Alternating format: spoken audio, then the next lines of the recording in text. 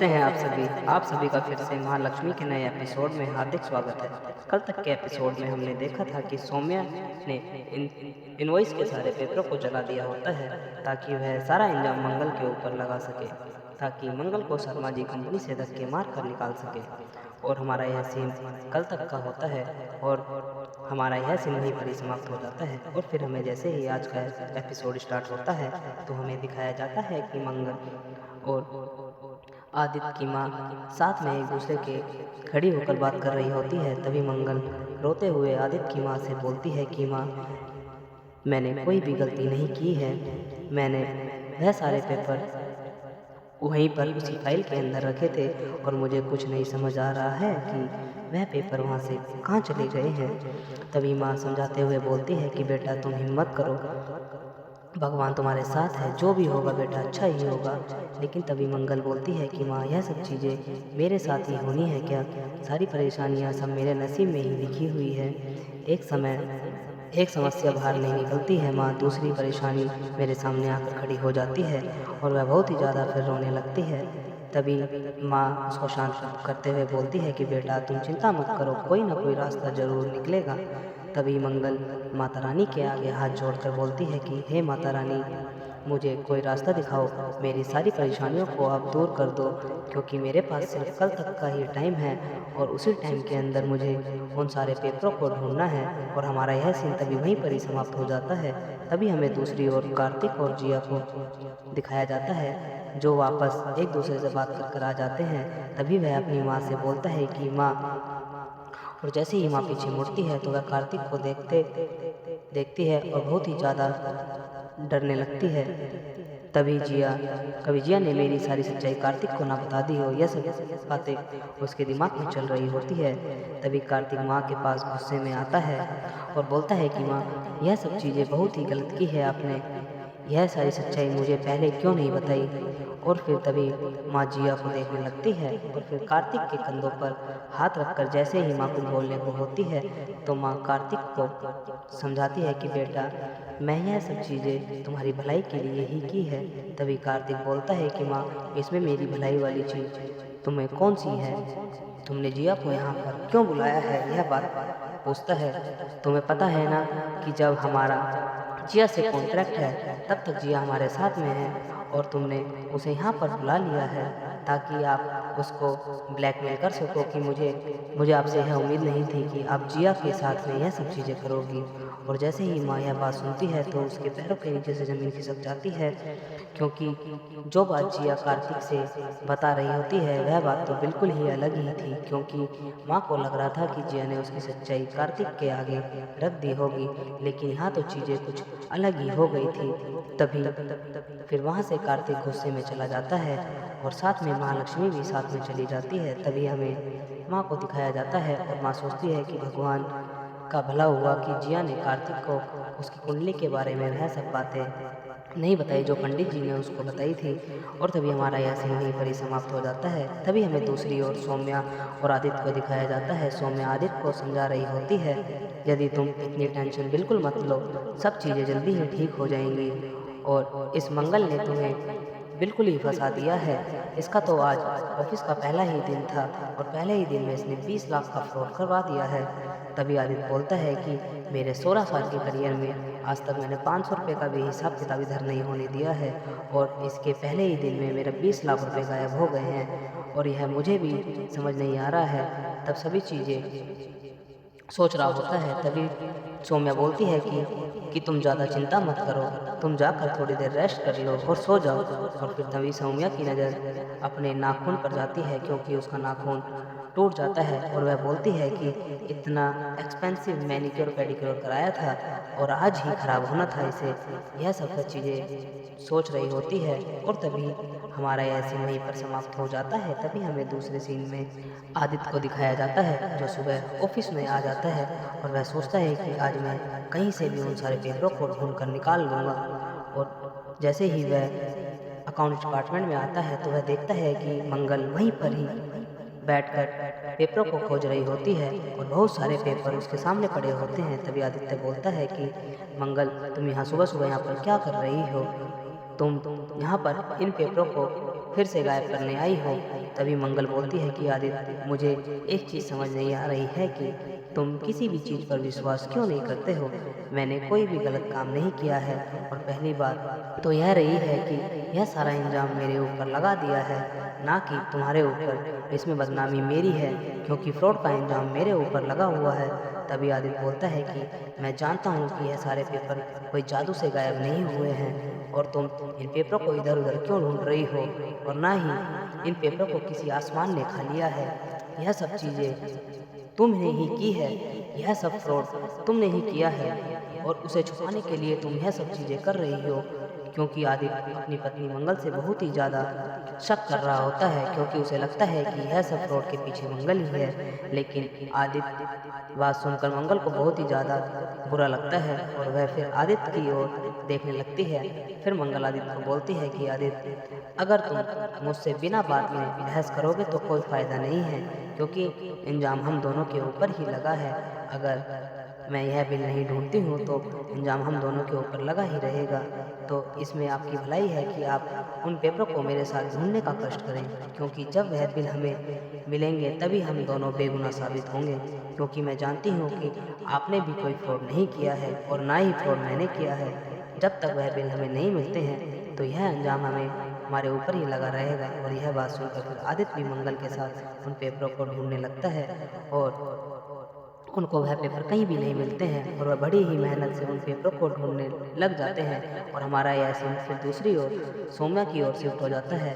वह सोकर जैसे ही उठती है तो वह नीचे की ओर आती है, और आदित्य की माँ और पापा से पूछती है कि मेरा फ़ोन कहाँ पर रखा हुआ है, और पूछती है कि आदित्य कहाँ पर गया है। तभी माँ उसको गुस्से में रिप्लाई देते हुए बोलती है कि हमें क्या पता वह सुबह सुबह कहाँ गया है। यह चीज़ें तो तुम्हें अच्छे से जानती हो, क्योंकि उसकी लगाम तो तुम्हारे हाथ में है, हमारे हाथ में थोड़ी है। क्योंकि वह उसकी तभी वह उसको डांट मार रही होती है। तभी माँ बोलती है कि तुम ऐसा करो, चाहे हमारी चाय ठंडी हो रही है, इस चाय को लेके जाओ और फिर से एक फ्रेश चाय बनाकर लेकर आओ। और यह बात सुनकर सौम्या एकदम गुस्से में हो जाती है, और फिर गुस्से में उसको उठाकर वहाँ से चली जाती है। तभी आदित्य के पापा अखबार को जैसे ही उठाते हैं तो उसमें उन्हें सौम्या का फ़ोन रखा हुआ मिलता है। तभी वह बोलते हैं कि यह तो सौम्या का फ़ोन है। तभी उनकी पत्नी उनको रोकते हुए बोलती है कि तुम शांत हो जाओ, तुम किसी को भी मत पता चलने दो कि मैंने यह फ़ोन यहाँ पर छुपाया है। क्योंकि इस लोमड़ी को अगर पता चल गया कि आदित्य सुबह सुबह ऑफिस गया है तो वह साथ में मंगल भी गई है, तो यह पीछे पीछे लोमड़ी वहीं पर ही पहुंच जाएगी और सारे किए किराए पर यह पानी फेंक देगी।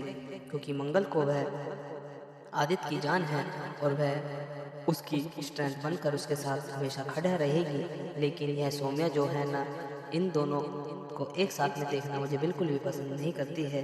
इसलिए मैं चाहती हूँ कि उसको ना पता चले कि यह दोनों सुबह सुबह ऑफिस गए हैं। और तभी हमारा यह सीन वहीं पर ही समाप्त हो जाता है, और हमें अगले सीन में मंगल और आदित्य की ओर शिफ्ट होता है। तो ऑफिस में उन पेपरों को ढूंढ रहे होते हैं। जैसे ही मंगल अपने ड्रॉर को खोलती है तो उसमें वह फाइल रखी होती है जिसमें इनवॉइस के सारे पेपर होते हैं। और जैसे ही वह उसको ढूंढने को होती है तभी आदित्य बोलता है कि ऐसा करो, तुम साइड हो जाओ, तुमसे नहीं होगा कुछ भी।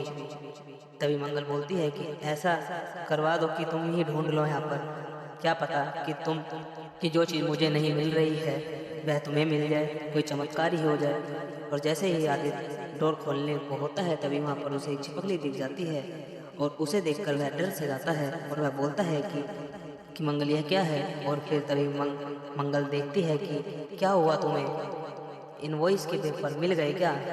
और जैसे ही वह देखती है तो वहाँ पर एक छिपकली होती है, जिसे देखकर आदित्य बहुत ही ज़्यादा डर रहा होता है। तभी मंगल एक पेपर को उठाती है और उसमें उस छिपकली को डालकर बाहर खिड़की से फेंक देती है, और फिर बोलती है कि क्या हुआ, अब जाकर तो तुम्हें मुझे डोर को खोल लो, तुम्हें डर लग रहा है क्या। छिपकली को देखकर तभी आदित्य बोलता है कि हे हेलो, मुझे इन छिपकली वगैरह से किसी से भी डर नहीं लगता है।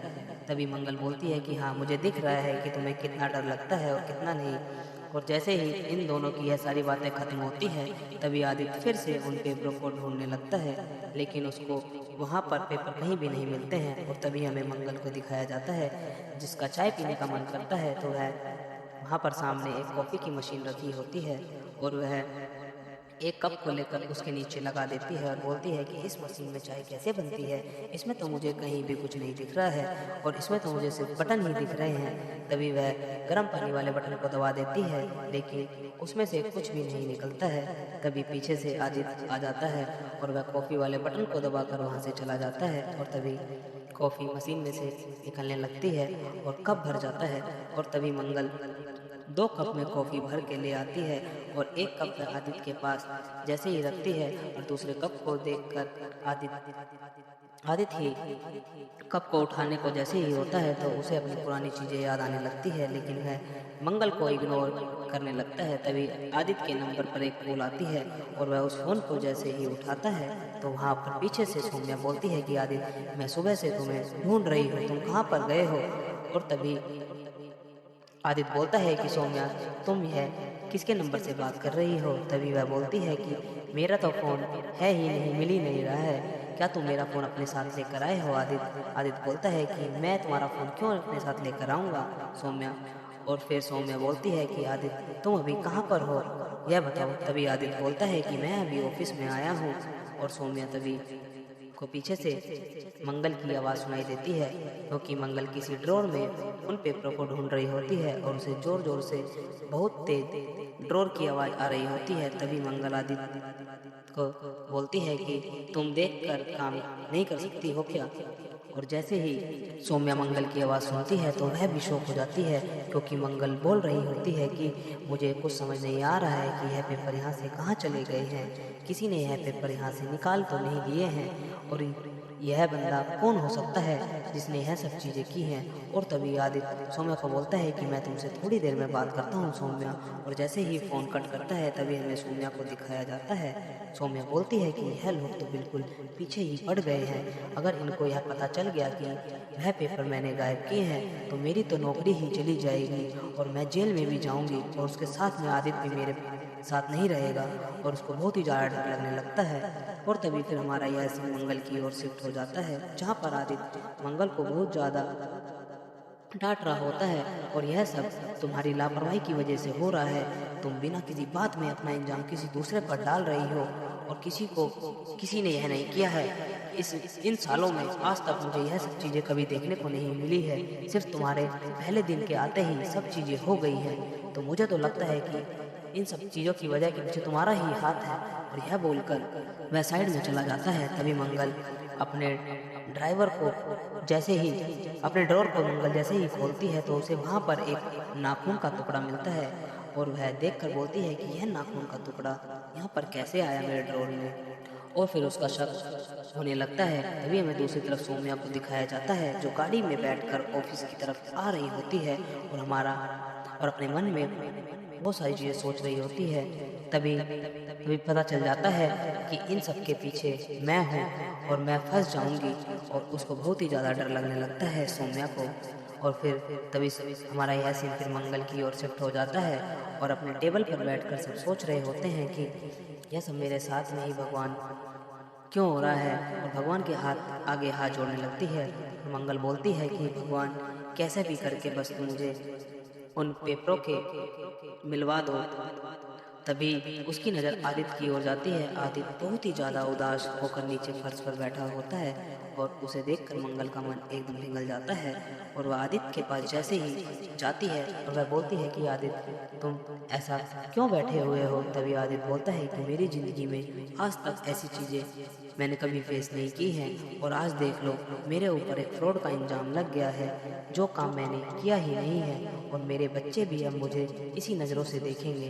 तुम ही बताओ मंगल, क्या हमारे बच्चे भी हमें ऐसे थोड़ी बोलेंगे ना कि हमने ऐसा फ्रॉड किया है। और यह बातें सोचकर भी फिर मंगल भी उदास होने लगती है और उसको बहुत ही ज़्यादा बुरा लग रहा होता है। तभी वह उठकर वहाँ से अपने टेबल पर फिर से जाकर बैठ जाती है और उस नाखून के टुकड़े को उठाकर डस्टबिन के अंदर डाल देती है और हमारा यह सीन वहीं पर ही समाप्त हो जाता है। तभी फिर हमें दूसरी ओर फिर से सौम्या को दिखाया जाता है, जो ऑफिस में पहुंचने वाली होती है। तभी हमें मंगल को भी दिखाया जाता है, जो बहुत ही सोच रही होती है और आदित्य को वहीं पर बैठे बैठे सो जाता है, क्योंकि वह रात भर से सोया नहीं होता है, क्योंकि उन्हें उन पेपरों की बहुत ज़्यादा टेंशन होती है। तो इसलिए वह ऑफिस में ही लेट जाता है और यह देखकर मंगल वहाँ से फिर से एक तकिया को उठाती है और आदित्य के सर के पीछे लगा देती है। और यह करते हुए उसे पीछे से सौम्या भी आकर देख लेती है और बोलती है कि तुम क्या इसे मेरे पति पर ट्रोले डाल रही हो। और गुस्से में मंगल को फिर उल्टी सीधी बातें बोलने लगती है और फिर बोलती है कि तुम्हारी यही रिस्पेक्ट है क्या मंगल, जो तुम सबको बताती बताती फिरती हो? क्या तुम आदित्य को पटाना चाहती हो? मुझे तो यही लग रहा है कि तुम्हें देखकर कि। और फिर गुस्से में मंगल के ऊपर जैसे ही हाथ उठाने को होती है तो मंगल सौम्या का हाथ पकड़ लेती है और बोलती है कि